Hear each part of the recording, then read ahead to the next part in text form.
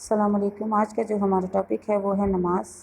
نماز جو ہے عربی زبان کا لفظ ہے اور عربی زبان میں نماز کو صلاۃ کہتے ہیں۔ صلاۃ کے لغوی معنی ہیں دعا کے ہیں، اور اسلام میں نماز سے مراد وہ عبادت جو رسول اللہ صلی اللہ علیہ وآلہ وسلم نے ہمیں ایک مخصوص طریقے سے ادا کرنے کو کہا گیا ہے، نماز کہلاتا ہے۔ اب ہم اس کی اہمیت کی طرف آ جائیں گے۔ دین اسلام میں اس کی بہت اہمیت ہے، اور ارکان اسلام میں توحید کے بعد دوسرا اہم رکن نماز ہے۔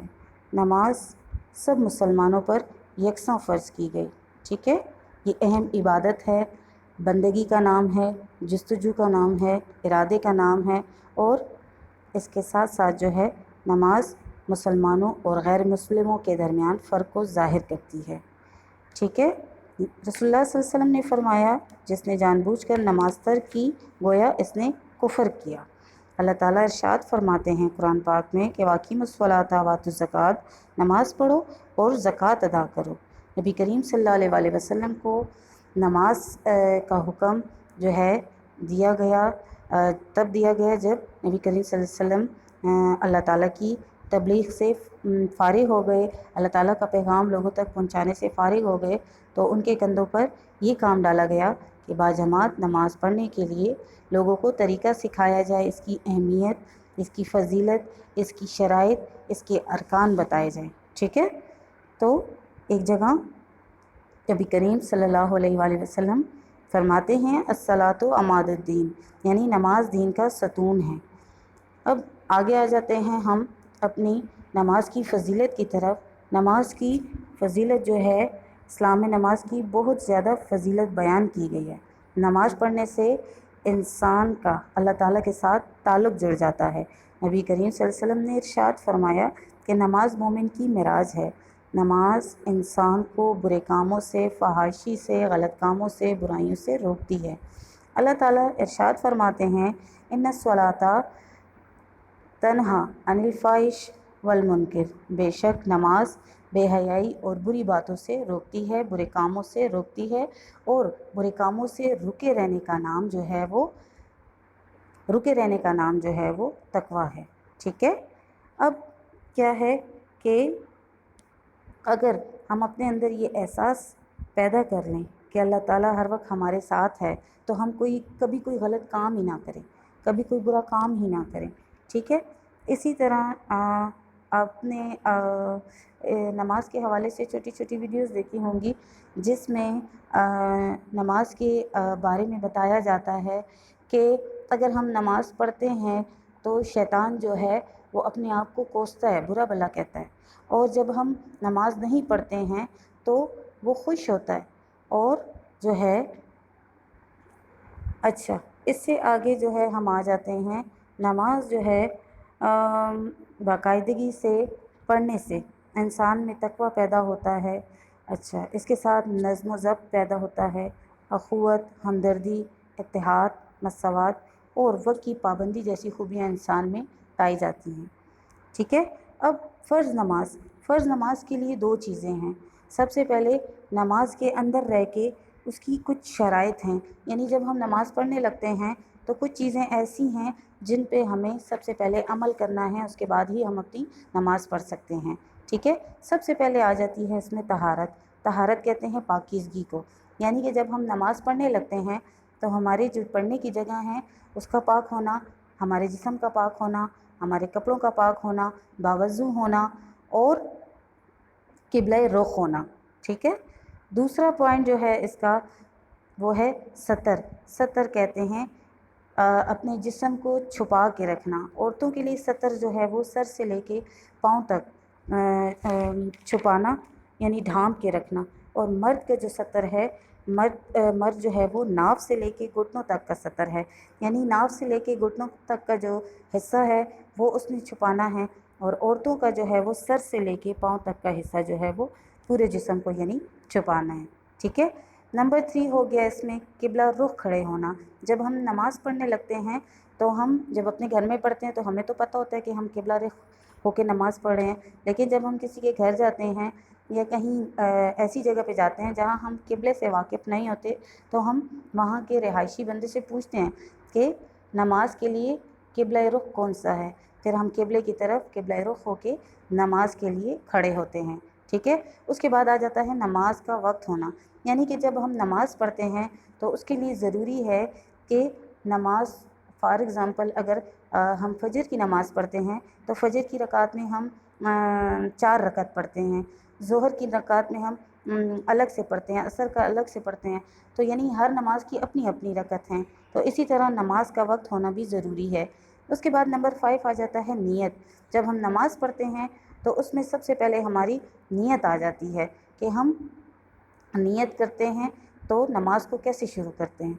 नमाज खड़े होते हैं, नियत करते हैं और उसके बाद अपनी नमाज की शुरुआत करते हैं। ये तो चीज़ें चंद फ़राइज़ थे जो मैंने आपको बताए हैं, जिसमें सबसे पहले तहारत, फिर सतर यानी जिस्म का छुपा हुआ होना, फिर नंबर 3 क़िबला रुख होना, नंबर 4 नमाज का वक्त होना और नंबर 5 नियत करना। ठीक है। ये तो नमाज के पढ़ने के लिए जो है जिन चीज़ों की ज़रूरत है वो हमने कर ली। उसके बाद आ जाते हैं हम अपनी नमाज के अंदर रहते हुए, जब हम नमाज स्टार्ट कर लेते हैं तो उसके अंदर हमें कुछ चीज़ें ऐसी हैं जिन पे अमल करते हुए हमें अपनी नमाज को मुकम्मल करना होता है।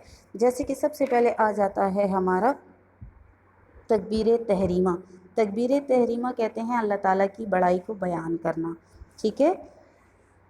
तकबीर तहरीमा से मुराद है कि बंदा जब नमाज शुरू करता है और अपने हाथ उठाता है और अल्लाह अकबर कहता है तो इस पर हर किस्म की बातचीत, गुफ्तगू और खाना पीना जो है वो हराम कर दिया जाता है।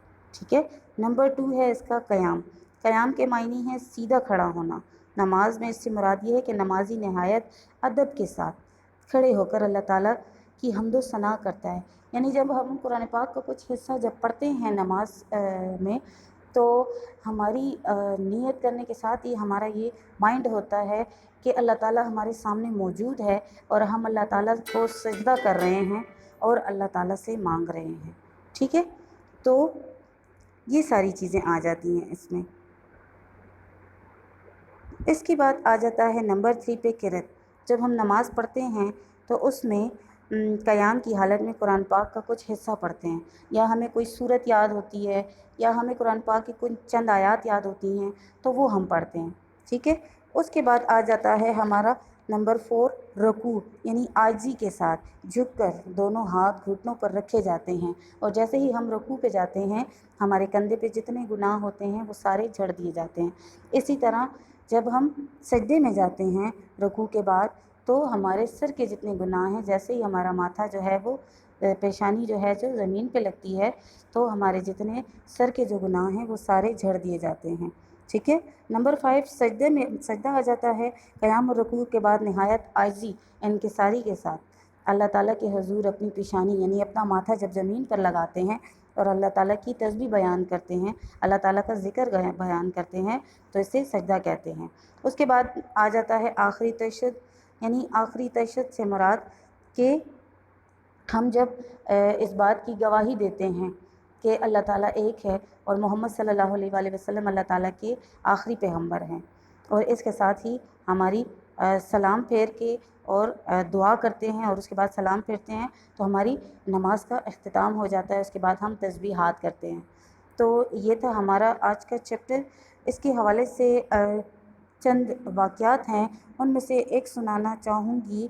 जैसे कि हज़रत उमर रज़ी अल्लाह ताला अन्हु का कौल है कि अगर मैं ख़लीफ़ा ना होता तो मैं मस्जिद नबी का मुअज़्ज़िन बनना पसंद करता। इसी तरह नबी करीम सल्लल्लाहु अलैहि वसल्लम एक जगह इरशाद फरमाते हैं कि अगर जन्नत में जब मुझे दाखिल किया जाएगा तो हज़रत बिलाल रज़ी अल्लाह ताला अन्हु जो हैं वो मेरी सवारी की लगाम थामे होंगे। यानी हज़रत बिलाल हबशी रज़ी अल्लाह ताला अन्हु जो हैं वो जन्नत में मेरे साथ दाखिल होंगे। क्यों दाखिल होंगे? क्योंकि मुअज़्ज़िन का बहुत दर्जा बयान किया गया है। फिर इसी तरह एक जगह और हज़रत इब्न अब्बास रज़ी अल्लाह ताला अन्हु फरमाते हैं कि जहन्नुम में एक वादी है जिसमें एक वादी जो है उस वादी का नाम जो है वेल है और वो उसमें जहन्नमियों को डाला जाएगा और ये वो जहन्नमी होंगे जो नमाज में सुस्ती करते होंगे और या नमाज को देर से पढ़ते होंगे। इसी तरह जो है ایک جگہ اور ایک واقعہ ہے کہ ایک شخص فجر کی نماز کے لیے نکلتا ہے اور اندھیرے کے سبب وہ کیچڑ میں گر جاتا ہے، تو وہ گھر دوبارہ جاتا ہے، اپنے کپڑے چینج کرتا ہے اور واپس جب نکلتا ہے تو اسی طرح وہ دوبارہ کیچڑ میں گر جاتا ہے۔